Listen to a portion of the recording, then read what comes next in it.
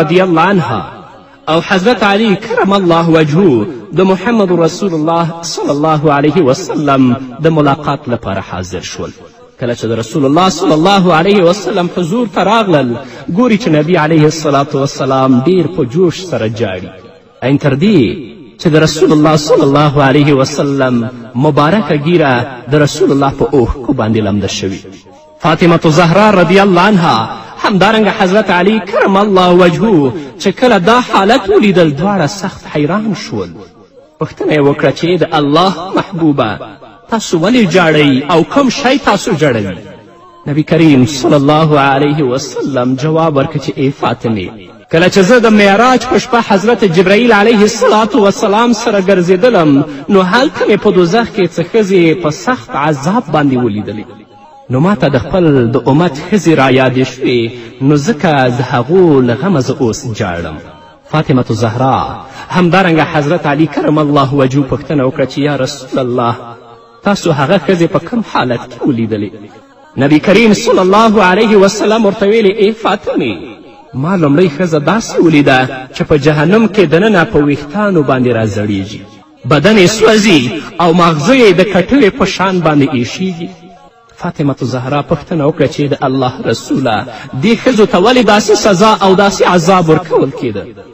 رسول الله صلی الله علیه وسلم په ځواب کې ورته ویل دا هغه ښځه وه چې ویښتان یې کمول، بې پردې او لوڅ سر به ګرځېدله. نو نن ورځ دلته د الله رب العزت په دې سخت عذاب کې ګرفتاره ده. نو راشئ قدرمنو اوریدونکو، زما خویندو، د خپل ژوند ته وګورئ چې ستاسو ژوند څنګه تیریږي. آیا موږ د رسول الله صلی الله علیه وسلم وینا منلې ده که رسول الله وینا موږ په پښو لاندې کړې؟ یا د دنیا په محدود ژوند باندې موږ دوکه شوي یاستو؟ کله ویښته د خپل هلکانو غوندې جوړ که، کله ټکری مو په سره وه، او که په سره وي هغه هم ډېر نازکه چې د هغه ویښته ترې ښکاري. الله ته به ورځې، الله به درنه پوښتنه کوي کومه ښځه چې رسول الله په دې عذاب باندې لیدلې، ته به هم په دغه عذاب باندې ګرفتاره یې. نه خورې داسې مه کوه، د خپل لنډ ژوند لپاره د خپل آخرت مه تباه کوه، د الله اوامرو د رسول الله احکامو ته غاړه کیده تر څو چې هلته الله رب العزت تا ته د عزت او د زینت ژوند در نصیب کړي.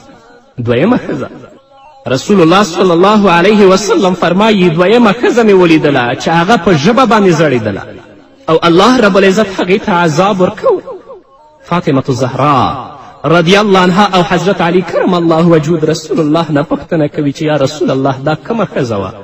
رسول الله ورته ځواب ورکوي دا هغه ښځه وه چې دې به د خاوند په مخه کې شوخي کوله، د خاوند خبره به یې نه منله، خاوند به چې څه ورته ویل دې به فورا جواب ورکوه، پټه خوله به کله هم نه پاتې کېدله.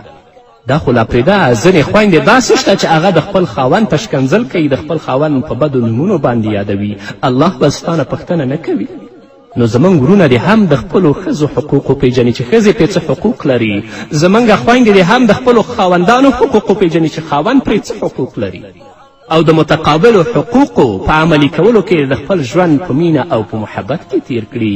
خو متاسفانه چې زموږ ورونو د خپل خویندو حقوق نه دي پیژندلي، او همدارنګه زموږ خویندو د خپل خاوندانو حقوق تر اوسه نه دي پیژندلي، چې کله خبر ورته وشي نو خاوند ته فورا ځواب ورکوي، هغه به په بدو نومونو یادوي او حتی هغه ته به په مجلس کې یا د هغه تر شا ښکنځل کوي. نو رسول الله فرمایي چې ما داسې ښځه هم ولیدله چې هغه په جهنم کې د ژبې نه ځوړنده وه او الله رب العزت هغه ته سخت عذاب ورکوه. دا هغه ښځه وه چې د خپل خاوند سره به یې ژبه کوله او فورا به یې هغې ته ځواب ویل.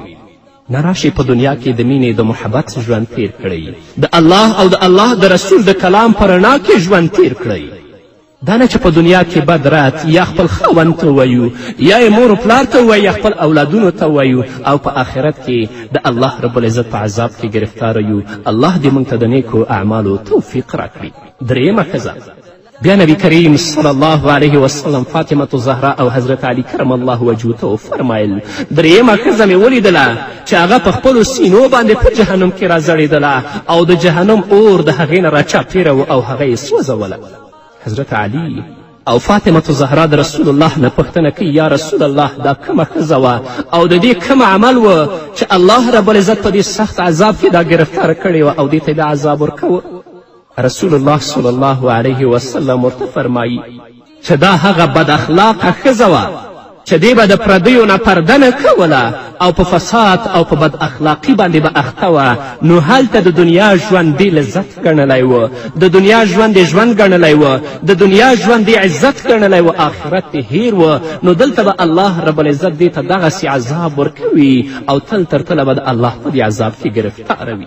که مسلمانه وي هغه به د خپل د هغه بدو عملونو عذاب څکي، الله به جنت ته بیا بیایي. او که چا بد کارونه کړي په دنیا کې توبه وباسي، په اخلاص و صداقت سره الله ته رجوع کړي، هیله ده چې الله رب العزت دا ګناهونه ورته معاف کړي او الله رب العزت پې پرده واچوي. بیا نبی کریم صلی الله علیه وسلم وفرمایل چې بله ښځه مې ولیدله چې پښې یې پر سینه تړل شوي وي او لاسونه یې په سر تړل شوي ول او په جهنم کې پرته وه او د الله رب العزت عذابونه یې څکل.